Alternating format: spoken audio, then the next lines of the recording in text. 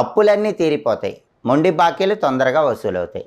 ఆ 5 మొక్కల్లో మొట్టమొదటి మొక్క తులసి మొక్క.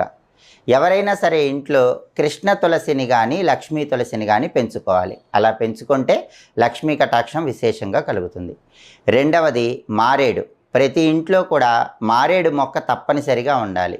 ఏ ఇంటి ఆవరణలో అయితే మారేడు మొక్క పెంచుతూ ప్రతి శుక్రవారము కూడా మారేడు మొక్క దగ్గర దీపం పెట్టి శ్రీ వృక్షాయై శ్రీనివాసాయై నమః అని 11 సార్లు చదువుకుంటారో ఆ ఇంట్లో లక్ష్మీదేవి గల్లు గల్లుమని నాట్యం చేస్తుంది.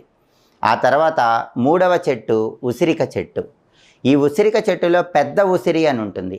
ఈ పెద్ద ఉసిరిని ఇంటి ఆవరణలో పెంచినట్లయితే లక్ష్మీనారాయణలిద్దరి అనుగ్రహము విశేషంగా కలుగుతుంది. ఆ తర్వాత 4వ చెట్టు అరటి చెట్టు. ఏ ఇంటి ఆవరణలో అయితే అరటి చెట్టు పెంచుతారో ఆ ఇంట్లో ఎలాంటి కష్టాలు ఉండవు. డబ్బుపరమైన